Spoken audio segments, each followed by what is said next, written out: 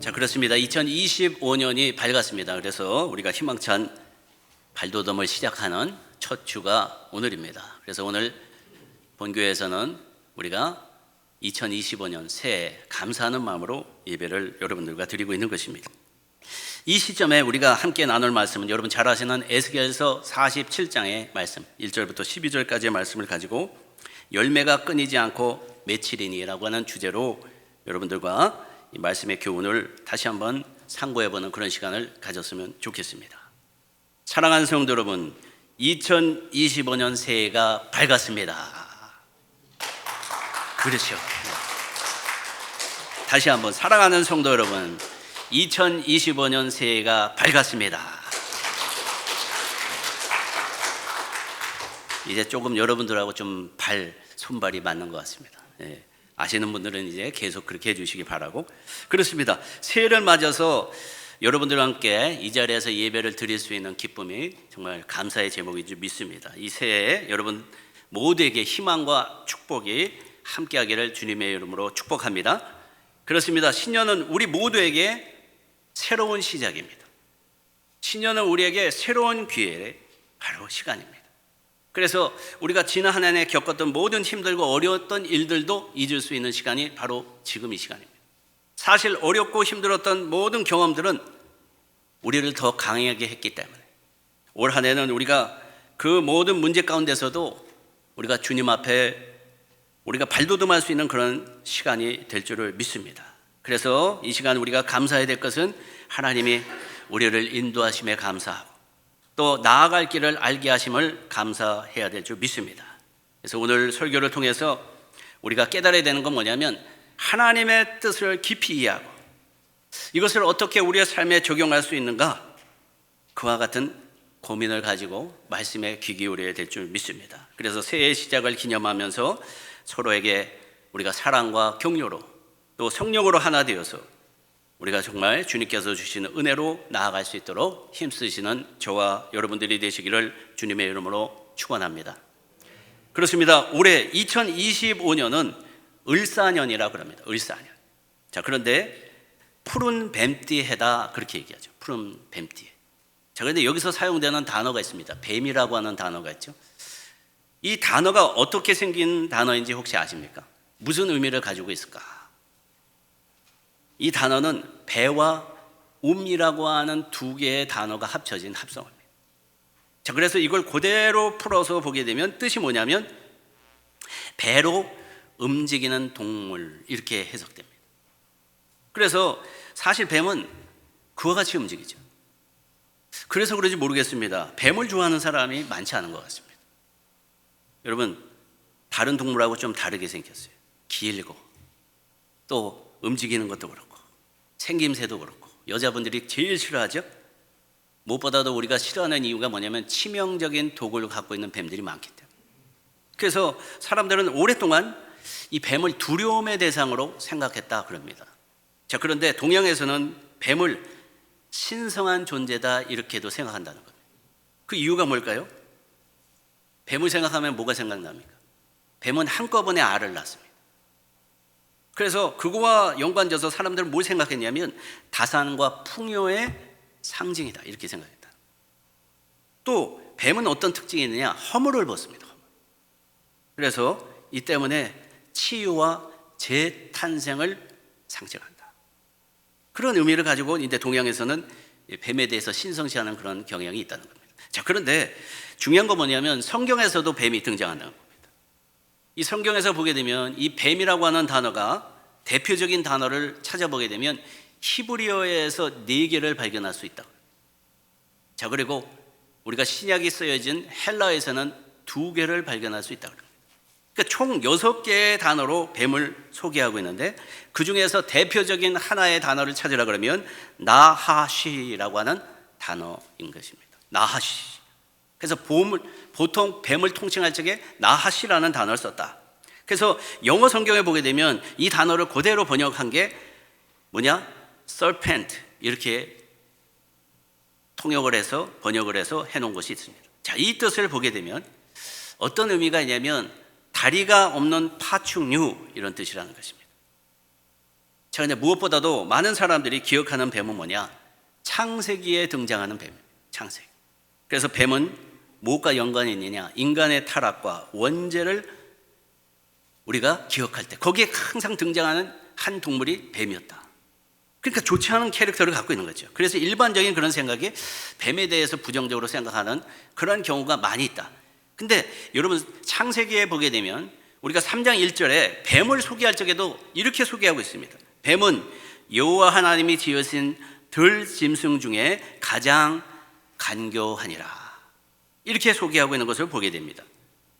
그래서 그런지 모르겠어요. 뱀을 보게 되면 성경에서 뱀은 이 성경 내내 악을 상징하거나 아니면 사탄과 동일시되는 그런 동물로 등장할 때가 많습니다.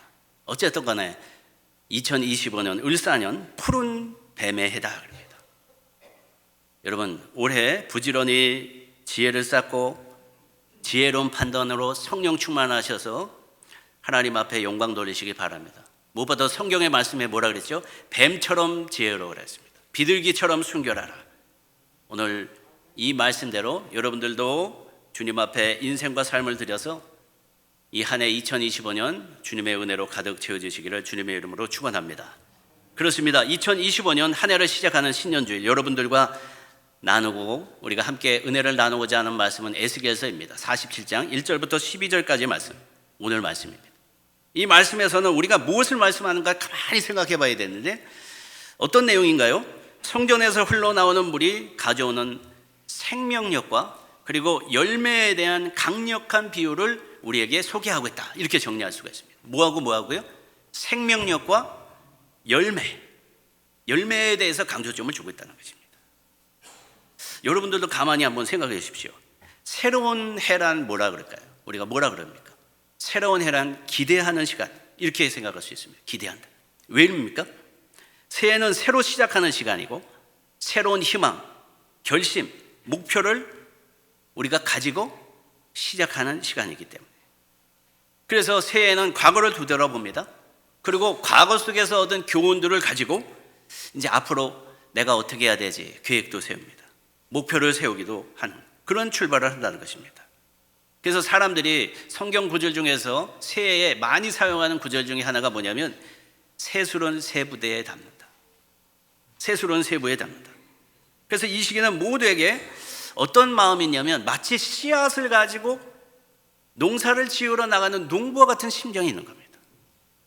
여러분 농부가 어떻게 한 해를 시작하는지 아십니까? 자기가 준비한 그 씨앗을 가지고서 농사를 지으려고 밭갈이도 하고 열심히 준비해가지고 그걸 갖다가 심으면서 뭘 기대를 합니까? 열매를 기대하는 거죠. 열매를 기대한다. 이처럼 우리도 새해가 되면서 삶에서 뭘 바라느냐? 올 한 해에는 뭘 원하느냐? 열매를 맺기를 원한다. 그 준비하는 시간이 바로 새해라는 것입니다. 그래서 새해를 맞이하면 가장 중요한 뭔가 우리의 목표를 설정하는 것이고 그래서 이 목표들이 개인적일 수도 있고 영적일 수도 있고 관계적일 수도 있고 직업적일 수도 있고 가정적일 수도 있고 무엇보다도 신앙적인 영역에서 많이 이제 고민이 되는 건데 궁극적인 목적이 뭐냐는 겁니다. 여러분들이 계획을 하는 이유가 뭐냐? 거기에는 목적이 있다. 열매를 맺기를 위해서라는 겁니다. 여러분 생각해 보십시오. 계획만 세우면 뭐합니까? 기대만 하면 뭐합니까? 열매가 없다면 아무런 의미가 없는 거죠. 여기서 열매란 뭘 얘기하느냐? 새해 동안 우리가 행한 노력의 결과를 의미하는 결과. 그래서 우리가 열심히 수고하는 이유가 뭐냐면 이 결과를 보기 위해서, 열매를 맺기 위해서. 만약에 우리가 한 해를 열심히 달렸는데 어떤 성과가 없다. 그러면 어떻게 표현할 수가 있을까요? 밑 빠진 독에다가 물을 부은 인생과 같다. 어떤 어리석은 사람이 밑 빠진 덕에다가 물을 붓겠습니까? 마찬가지라는 것이죠. 그런데 오늘 우리가 묵상한 에스겔서 47장의 내용을 가만히 보게 되면 많은 사람들이 1절부터 12절까지의 말씀을 통해서 성전에서 흘러나오는 물에만 집중을 하는 그런 경향이 있다는 거예요. 자, 그런데 여기서 우리가 집중해 볼 것은 뭐냐면 물이 닿는 곳에서 역사가 일어나게 되는데 생명이 살아나고 또 12절에 보게 되면 열매에 대해서 말씀하고 있다는 거예요. 그러니까 이 전체적인 얘기는 뭘 우리에게 가르쳐 주고 있냐면 열매에 대한 비전에 대해서 우리에게 가르쳐 주고 있다. 자, 그러니까 새해 우리에게도 똑같은 그런 비전이 있죠. 열매에 대한 비전이 있는 것처럼 오늘 본문에서 그 교훈을 하고 있다는 겁니다. 우리가 읽은 에스겔서에 등장하는 에스겔은 환상으로 이제 이스라엘의 회복과 생명을 상징하는 그 환상을 보게 된 겁니다. 그것을 말씀으로 우리에게 전하고 있는 것이 에스겔서죠. 에스겔서는 대략 25살 나이에 나라를 잃고 포로로 끌려간 그 상황에서 바벨론 밑에서 지냈던 그 배경을 갖고 있습니다. 그들은 정말 힘들고 어려운 시간을 보냈습니다. 바램과 소망이 늘 있었습니다. 목마름이 있었습니다. 그때 에스겔에게 하나님의 말씀과 환상이 임하게 되었다는 것입니다. 어떤 말씀이었을까요? 하나님의 회복과 소망이었다. 에스겔이 지냈던 시간은 심판의 시간이었습니다. 하나님을 버리고 하나님 앞에 범죄한 이스라엘을 향해서 하나님이 심판하실 때 너무 힘들고 어렵습니다. 나라를 잃어버리고 자신들이 사모하던 그 예루살렘 성전이 다 초토화되고 자신들이 그렇게 누렸던 자유를 잃고 방황하고 있을 때 하나님께서 이제 에스겔에게 새로운 메시지를 주고 있다는 겁니다. 그 메시지가 뭐냐면 이스라엘아 이제 회복될 것이다. 소망을 갖고 주님 앞에 나와라. 그래서 예루살렘 새 성전에 대한 환상을 받고 그리고 환상이 바로 오늘 우리에게 들려주고 있는 교훈으로 이어지고 있다는 것입니다. 그래서 이 내용을 우리가 정리를 해보게 되면 어떤 내용으로 우리가 이해할 수 있느냐. 1절과 2절에 보게 되면 성전 문지방에서 흘러나오는 물이 강이 되는 모습을 보여주고 있습니다. 강이 된다. 자, 이 물은 어떤 물일까요? 강을 이루며 흐르고 있는데 이 물이 어떤 물인가가 가장 중요한 핵심적인 내용입니다. 물이 닿는 것보다 생명이 넘치죠. 하나님의 역사가 일어나죠. 그런데 이 물은 성전에서 흘러나오는 물이었다는 겁니다. 그래서 물이 흘러나오면서 동쪽으로 흐르기 시작합니다. 그리고 성전의 남쪽을 지나갑니다. 그러면서 역사가 일어나는 겁니다. 하나님의 생명과 축복이 그렇게 다시 되살아나고 있는 것을 보여주고 있습니다. 자, 그러면서 3절부터 5절까지의 내용을 묵상해 보게 되면 이 물이 이제 깊이가 차가면서 처음에는 발목에 차는 정도였다고 그랬습니다. 자, 그런데 점점 더 깊어지고 있습니다. 두 번째는 이제 무릎까지 찼다고 그랬어요. 이제는 조금 있으니까 허리까지 찼다고 그랬습니다. 그리고 끝자락에 보니까 이제는 이게 너무 많아져서 헤엄쳐야 할 만큼 깊은 강이 되었다. 그 얘기를 하고 있습니다. 이 모습을 통해서 하나님은 뭘 얘기를 할까요? 은혜와 축복은 점진적으로 우리에게 다가오는 것이다. 그 말씀을 하고 있다는 것이죠. 여러분, 우리는 생각하는 게 뭡니까? 은혜 그러면 처음부터 그냥 이만큼 주시고 축복 그러면 이만큼을 생각하지만 그렇지 않다는 거예요. 하나님의 방법은 뭐냐면 점진적으로. 하나님의 축복도 마찬가지다. 그것을 기다리는 게 우리의 모습이에요. 그래서 올 한 해에도 여러분들이 그 인내에 주님 앞에 승리하셔서 하나님이 채워지시는 그 순간마다 복의 근원되신 하나님의 축복을 누리시길 주님의 이름으로 축원합니다. 그러면서 이제 본격적으로 6절부터 12절까지의 내용을 보게 되면 강이 흘러가는 것마다 생명이 넘쳤다 그랬습니다. 생명이 넘쳤다. 그래서 물이 바다로 흘러가면서 소금물이 완전히 치유가 됩니다. 소금물이 치유됐다는 게 뭡니까? 단물로 바뀌었다는 거예요. 자, 이 단물로 바뀌게 되니까 어떻게 될까요? 예전에는 별로 물고기가 없었습니다. 물고기가 없었어요. 물고기가 다 풍성하게 살아납니다. 강에 가니까 물고기가 막 펄떡펄떡 뛰는 거예요. 자, 그러니까 그 고기를 잡으려고 어비들이 막 여기저기에서 그물을 던지고 그런 일들이 벌어지고 있다는 것입니다. 그게 바로 오늘 47장 9절의 말씀이죠. 우리 찾으시면 다 같이 합독해 보도록 하겠습니다. 시작. 이 강물이 흐르는 것보다 번성하는 모든 생물이 살고 또 고기가 심히 많으리니 이 물이 흘러 들어가므로 바닷물이 되살아나겠고 이 강이 이르는 각처의 모든 것이 살 것이며. 할렐루야. 여기서 중요하게 우리에게 가르쳐주고 있는 한 부분이 있습니다. 바닷물이 되살아나겠다 그랬습니다. 바닷물이. 자, 근데 우리가 알아야 될 게 바닷물이 살아난다는 게 뭘까? 바닷물이 그럼 어떻게 됐다는 겁니까? 여기서 이야기하는 바다의 배경은 사해를 얘기하는 거예요. 사해. 사해가 어떤 바다죠? 죽을 사자를 쓰죠. 바다의 자를 씁니다. 죽은 바다를 얘기하는 거예요. 그래서 바다는 바다인데 죽은 바다, 사해라고 그러는 거예요. 거기에 가보게 되면, 저는 안 가봤지만 물이 거의 없고, 그리고 가장 특징이 뭐냐면 사람들이 거기 가게 되면 둥둥 뜬다는 거예요. 또 다른 특징이 뭘까요? 생물이 거의 없다는 거죠. 왜 그럴까요? 다른 바닷물보다 염도가 높기 때문에. 그래서 어떤 과학자들이 측정을 해보니까 일반 바닷물보다 염도가 10배가 높다고 그래요. 그래서 34%의 염도를 가지고 있다.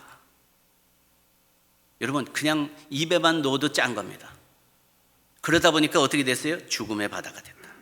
염도 때문에 일반적인 물고기가 살 수 있을까요? 살 수 없다는 것이죠.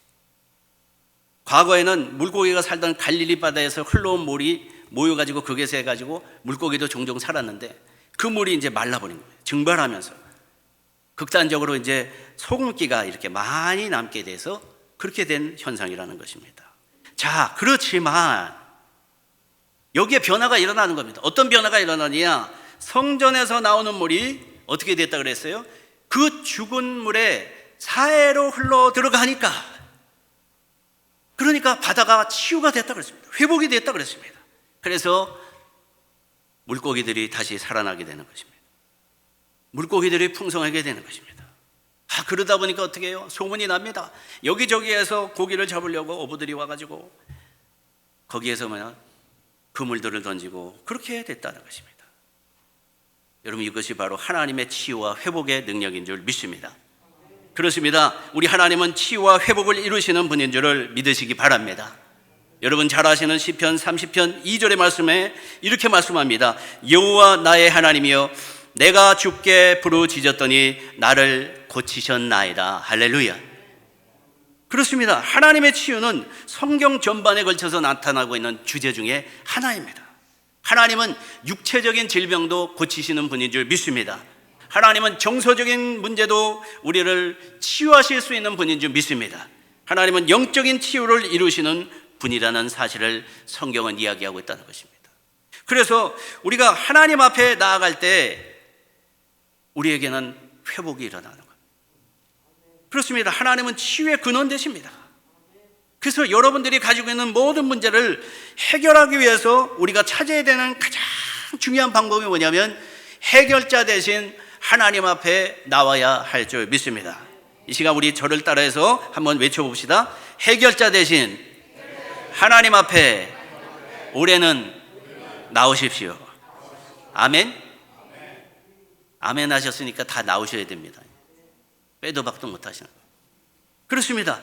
그분의 뜻과 의도에 따라서 우리는 살아가는 존재라는 겁니다. 하나님의 뜻은 뭐냐? 하나님 우리를 오늘도 회복시키기를 원하세요.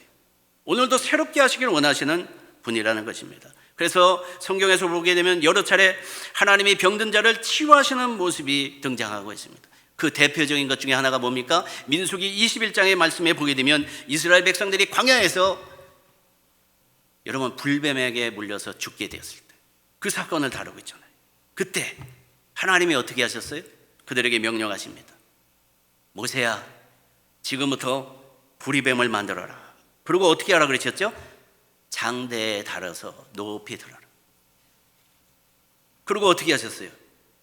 이스라엘 백성들 보고 그걸 쳐다보라 그래라. 이스라엘 백성들이 그렇게 쳐다봤어요.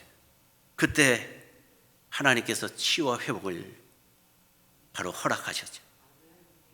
이 사건을 우리가 기억하게 되면 이것은 단순한 육체적 치유만을 말씀하고 있는 것이 아닙니다.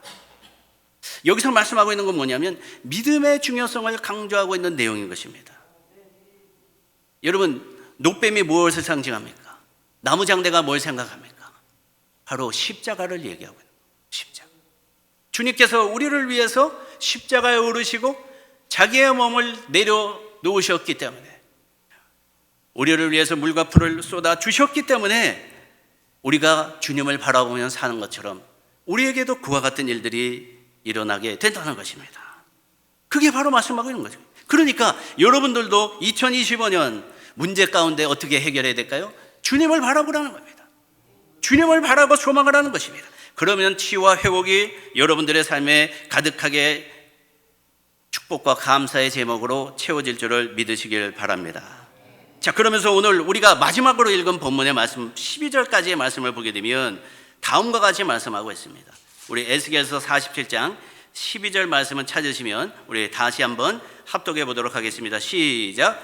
강 좌우가에는 각종 먹을 과실나무가 자라서 그 잎이 시들지 아니하며 열매가 끊이지 아니하고 달마다 새 열매를 맺으리니 그 물이 성소를 통하여 나옴이라. 그 열매는 먹을 만하고 그 잎사귀는 약 재료가 되리라. 할렐루야. 여러분 12절의 말씀을 보게 되면 특징이 뭘까요? 좌우에 나무가 등장합니다. 나무가 심겨져 있다고 그랬어요. 자, 성경을 보게 되면 나무 얘기가 자주 나옵니다. 여러분 시편의 말씀을 보십시오. 1편 3절의 말씀을 봐도 그는 시냇가에 심은 나무가 철을 따라 열매를 맺으며 그 잎사귀가 마르지 아니함 같으리라 그랬어요. 자, 신약에 봐도 우리가 요한복음 15장 1절과 2절의 말씀에서도 예수님께서 말씀하신 말씀이 뭐니까 나는 누구라 그랬죠? 포도나무다 그랬어요.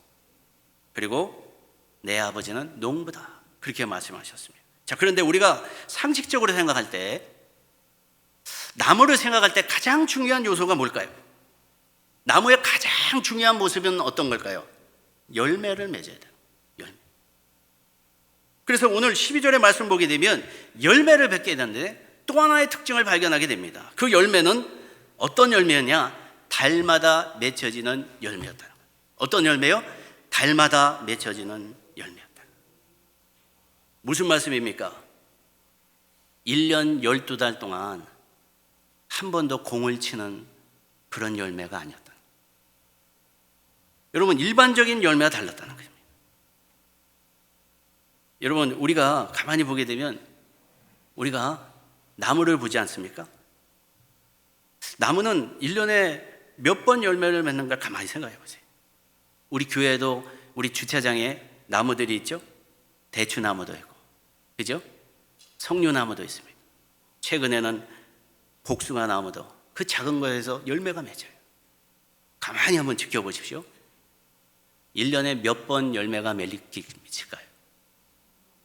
바로 한 번 열립니다. 자, 그런데 오늘 본문에서 소개하고 있는 나무는 매달 그렇게 열매가 돼요. 12달 맺게 된다는 것이죠. 여러분 이게 참 놀랍지 않습니까? 거기다가 오늘 본문의 배경이 되고 있는 지역은 이스라엘입니다. 이스라엘은 어떤 곳이에요? 평범한 땅이 아닙니다. 척박한 땅, 비가 오지 않는 것이 특징입니다. 그런데 어떻게 12달 열매가 맺힐 수 있는가? 자, 그런데 거기에 대한 해답을 오늘 가르쳐주고 있는 거예요. 여러분 어떻게 이것이 가능한가? 그 해답은 뭐냐? 물이 공급되고 있는데 그 물은 어디서부터 우리에게 오는 물이에요? 성소를 통하여서 나왔던 물이라. 그러니까 우리가 생각할 때 불가능한 일도 성소를 통해서 나오는 물이기 때문에 기적이 일어난다는 거예요. 그러니까 생수의 근원 되시는 예수님을 통하게 되면 우리도 그 같은 역사가 일어난다는 겁니다. 매달마다 열매가 맺는 겁니다.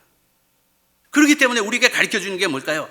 우리가 예수님의 생수의 강에 뿌리를 내리고 심어져야 우리에게 열매가 맺힐 수 있다를 가르쳐 주는 겁니다. 사랑하는 성도 여러분, 그렇습니다. 하나님은 전능하십니다. 그런데 우리는 늘 생각할 때 왜 하나님 앞에 열매가 없지? 왜 나는 기도하는데도 안 되지? 거기에는 문제가 있다는 겁니다. 어떤 문제냐?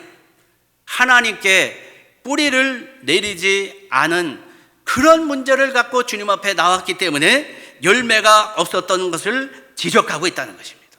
자, 그러니까 이 말씀은 뭘 얘기를 하느냐? 우리가 금년도 2025년 복된 은혜로 풍성한 열매를 맺으려면 가장 시급하고 우리에게 중요한 과제가 뭐냐면 신앙을 회복하는 것이 중요하다는 거죠.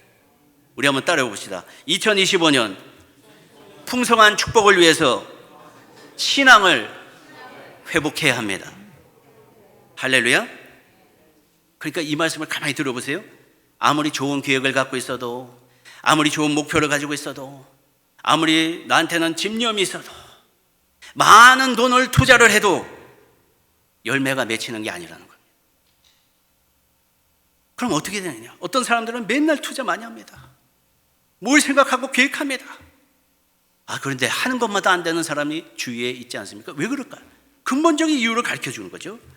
어떤 사람은 심지어 뭐라 그러냐면 이제는 할 일이 많아졌대요. 그러면서 어떻게 하나요? 교회 열심히 나오다가도 어느 날 갑자기 교회를 쉽니다.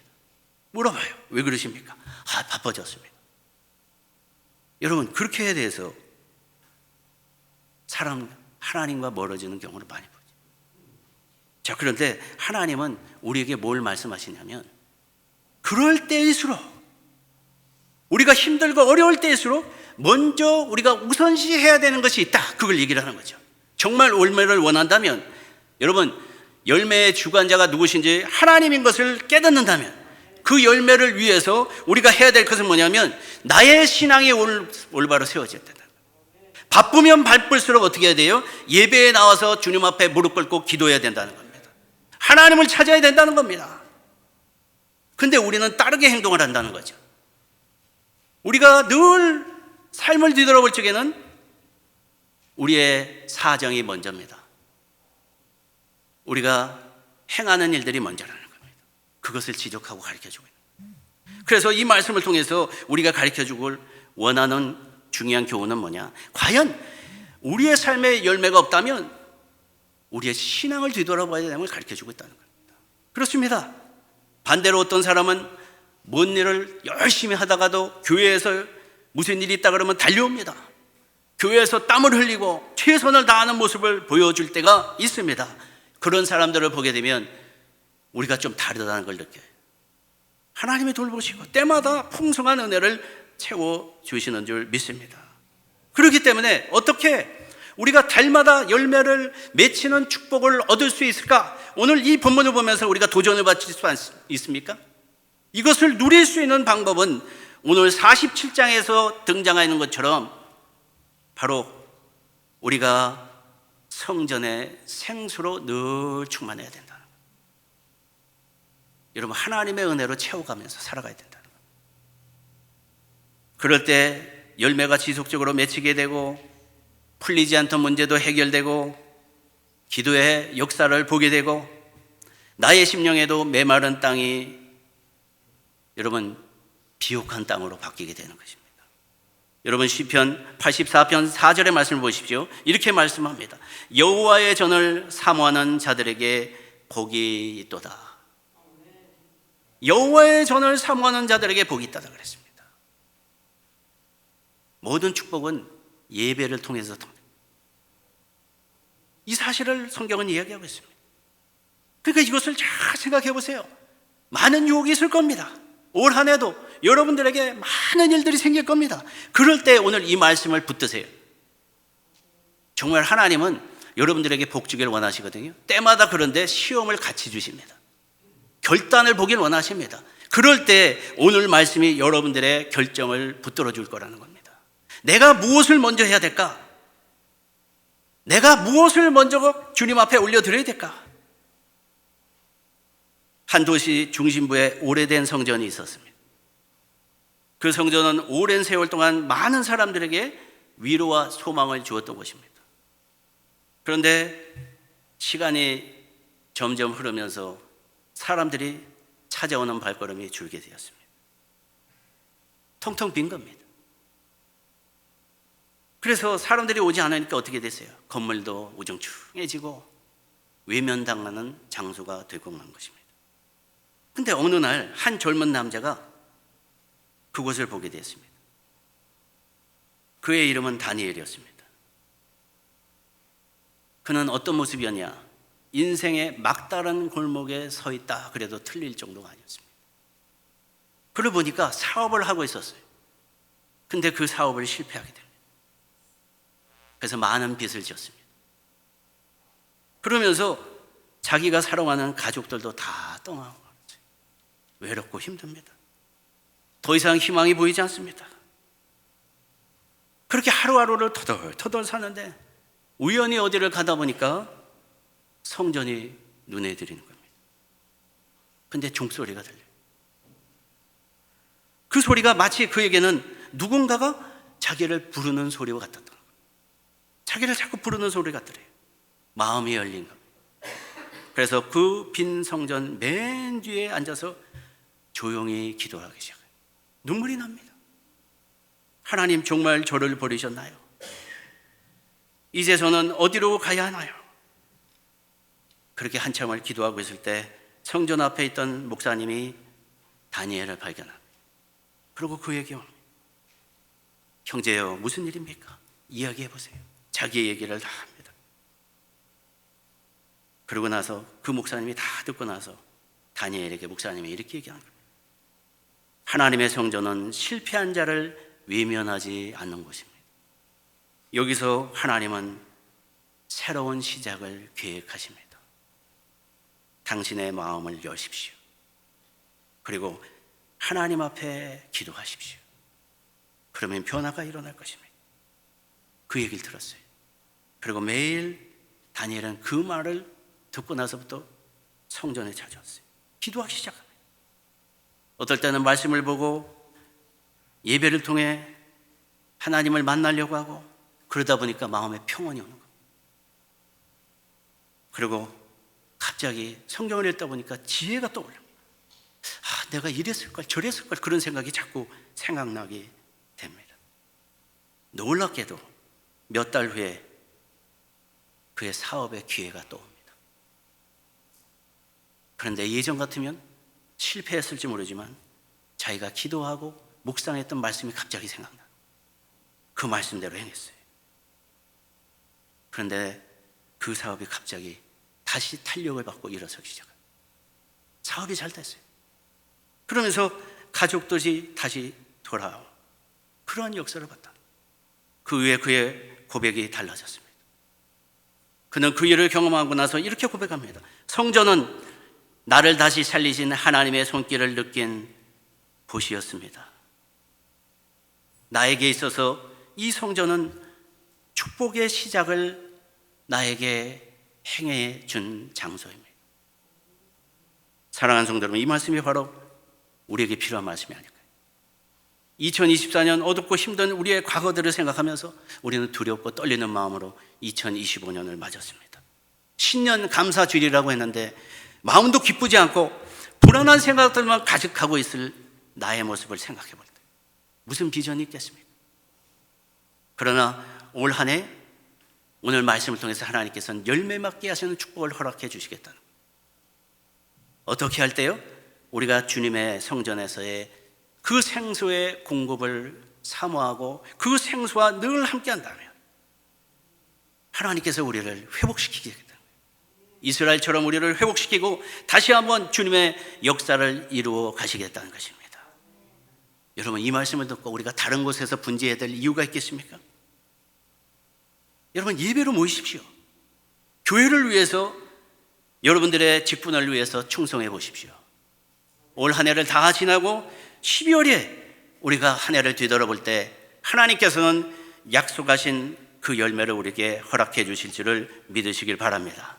바라기는 오늘 이 말씀을 여러분 모두의 마음속에 새기며 올 한 해 말씀과 기도와 예배를 통해서 하나님과 함께 동행하심으로 풍성한 결실을 맺으시기를 주님의 이름으로 축원합니다.